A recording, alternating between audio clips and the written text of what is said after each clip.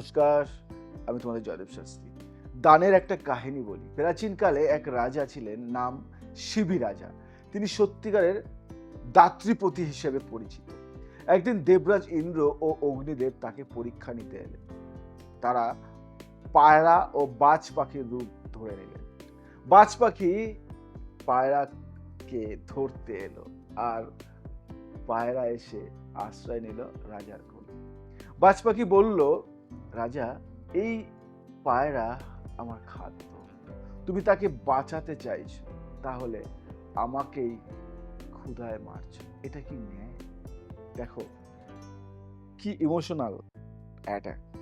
শিবি রাজা বললেন, ঠিক আছে, পায়রাকে আমি দেব না, কিন্তু তার সমান মাংস আমি আমার শরীর থেকে কেটে তোমাকে দেব।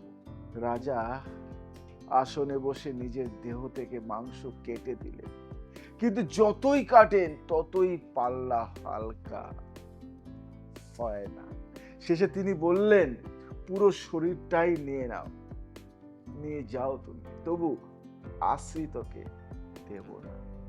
তখন দেবতা আসল রূপে প্রকাশিত হয়ে আশীর্বাদ করলেন, হে রাজা, তুমি দানের আদর্শ, তোমার নাম অমর হবে। এই গল্প কি শিক্ষা দিল আপনাকে? দান মানে কেবল অর্থ দেওয়া নয়, নিজের অহংকার, ভয়, স্বার্থ দিতে হয়। দান, আমার অনেক টাকা আছে, আমি কিছু অর্থ দিয়ে দিলাম, এটা দান নয়। গরিব ব্রাহ্মণ এক ব্রাহ্মণ ছিলেন অতি দরিদ্র, প্রতিদিন ভিক্ষা করেন, সংসার চলত। একদিন তিনি সিদ্ধান্ত নিলেন, যা কিছু আছে আজ সব দেবেন। তিনি এক মুঠো চাল মন্দিরে দান করলেন। সেই রাতেই স্বপ্নে দেখলেন দেবী লক্ষ্মী এসে বলছেন, তুমি সামান্য দিয়েছ, কিন্তু তোমার হৃদয় নিঃস্বার্থ, তাই তোমার ঘরে অন্ন কখনো ফুরোবে না, কখনো শেষ হবে না। পরদিন থেকে তার ভিক্ষার থালা ভরে উঠতে লাগলো। সংসারে দারিদ্র্য থাকলেও কখনো অনাহার থাকলো না। এই কাহিনী কি শেখায়? দান কখনো ক্ষয় করে না, বরং অভাবের মাঝেই সমৃদ্ধ জায়গায়। এই দুটো গল্প তোমাদেরকে বললাম। এই গল্প দিয়ে আমরা শিখতে পারলাম যে দান, নিঃস্বার্থ দান কতটা উপকার। এবার তোমরা জানতে চাইছো না যে দানের গুণাগুণটা কি হতে পারে? গুণ কি আছে? দান করব কেন? এর গুণ কি? শাস্ত্রে বলা হয়েছে, দান করলে মানুষের অহংকার গলে যায়। যে অর্থ আমরা আঁকড়ে ধরি, সেটি আসলে দুঃখের মূল। দান সেই আঁকড়ে ধরা হাত খুলে দেয়। দান মানে শুধু বস্তু নয়, ভালোবাসা, সময়, জ্ঞান, ক্ষমা, আশ্রয়, সবই দান। শুধু কি অর্থ দানই দান? দান করলে মনের মধ্যে হালকা ভাব আসে, পাপ ক্ষয় হতে থাকে। আমরা যাকে দান করা হয় তার কৃতজ্ঞতা দেবতার কাছে পৌঁছে যায়। এটা ভালো করে মাথায় রাখবে। যাকে দান করা হয় ধন সম্পদ স্থায়িত্ব আসে, কারণ দান করা অর্থ কখনো বিনষ্ট হয় না। তাই শুভ শক্তি হয়ে সেই দান আবার ফিরে আসে। তুমি কাউকে দান করলে নিঃস্বার্থভাবে, যে দান কিছু আশা করবে না, দেখবে একদিন না একদিন তুমি অনেক বেশি কিছু পাবে। অনেকে বলে দান করলে কি হয়? একটা বাস্তব অভিজ্ঞতা বলি তোমাকে। এক ধনী ব্যবসায়ী ছিলেন, যিনি কখনো দান করতেন কিচ্ছু না। তিনি বলতেন, টাকা আমার শ্রমের উপার্জিত, কেন দেব? কষ্ট করে টাকা রোজগার করে আমি কি দান খয়রাত করতে বসেছি? কিন্তু অল্প দিনেই তিনি লক্ষ্য করলেন ব্যবসা ধ্বংস হচ্ছে, পরিবারে অশান্তি বাড়ছে। একদিন তিনি এক সাধুর কাছে গেলেন। সাধু বললেন, তুমি আঁকড়ে ধরছো, তাই ভাগ্য আটকে গেছে। মুক্তি পেতে হলে ছেড়ে দিতে শেখো, ছেড়ে দিতে শেখো। ব্যবসায়ী সেদিন একটি মন্দিরে গিয়ে বিপুল দান করলেন। আশ্চর্য, ধীরে ধীরে তার ব্যবসায় আবার সাফল্য ফিরল। তাই তোমাদের সবাইকে বলি, দান করো। এর মানে দান শুধু অন্যকে দেওয়া নয়, নিজের ভেতরের আটকে থাকা শক্তিকে মুক্ত করা। বুঝতে পারলে? দান করো। দান এক অদ্ভুত জিনিস। আমি দান করি, তোমরা দান করো সামর্থ্য অনুযায়ী।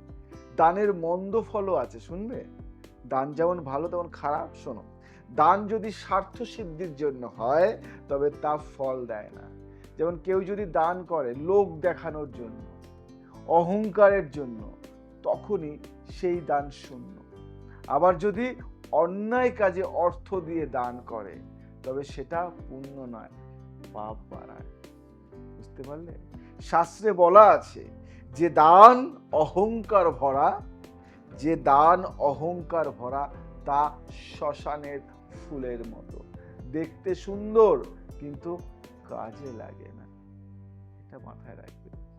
দান মানে শুধু অর্থ দান নয়, এটি এক চেতনা। কখনো দান মানুষকে মুক্ত করে, কখনো দান মানুষকে মুক্ত করে, কখনো আশ্রিতকে রক্ষা করে, কখনো নিজের ভাগ্যের দ্বার খুলে দেয়। আমি জয়দেব শাস্ত্রী প্রচুর দান করি।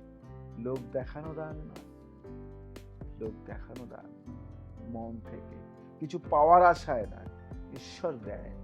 দান করলে মানুষ বুঝতে পারে এই জগৎ আমাদের নয়, সবই ঈশ্বরের।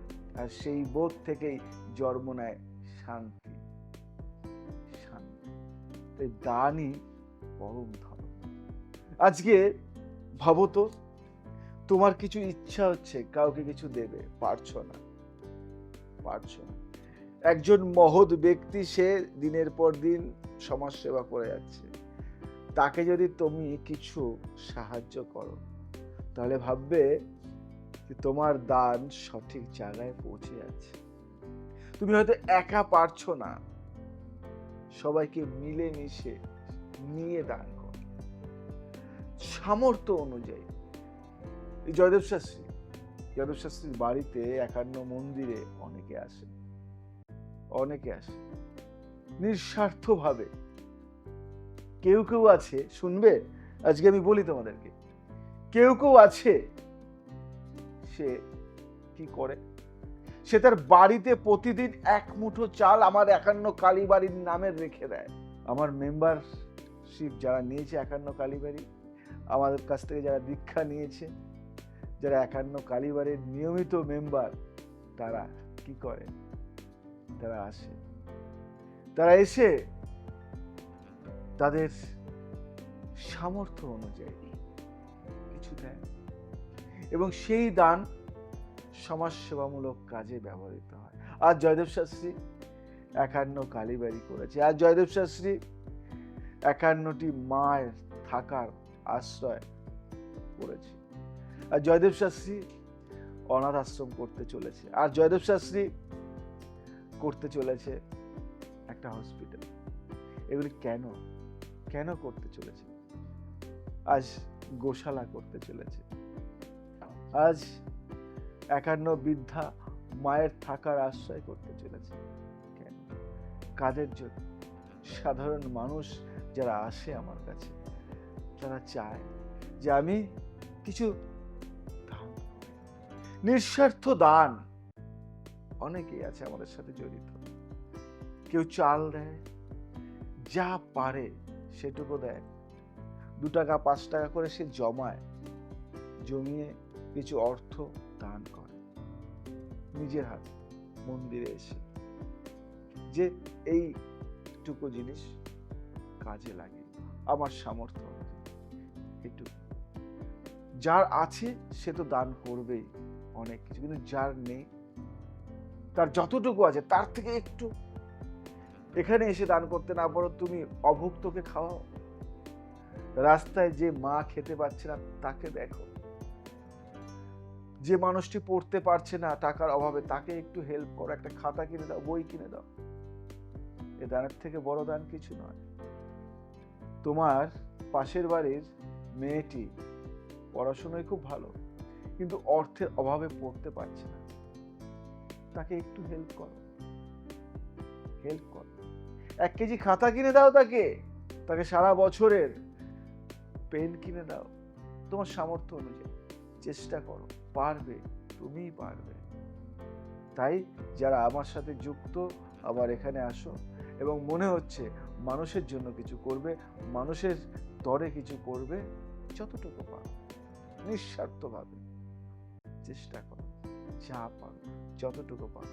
তোমার ওই 1 মুঠো চাল আজ দিতে দিতে দিতে দিতে দিতে দিতে এক সময় 10 কুইন্টাল চাল হয়ে যাবে। সেই 10 কুইন্টাল চাল হাজার হাজার মানুষ খেতে পারে। তাই তোমার ওই ছোট্ট দান অসীম দান। তাই যারা কিছু দান করতে ইচ্ছুক নিঃস্বার্থভাবে করতে পারো। দানই তোমার আসল পথ দেখাবে, দানই তোমার আসল রাস্তা দেখাবে, ভিতর থেকে অহংকারকে দূর করবে, একটা অসীম শান্তি পাবে। আজ আসি, আবার আসবো নতুন কিছু। জয় শ্রী গণেশ।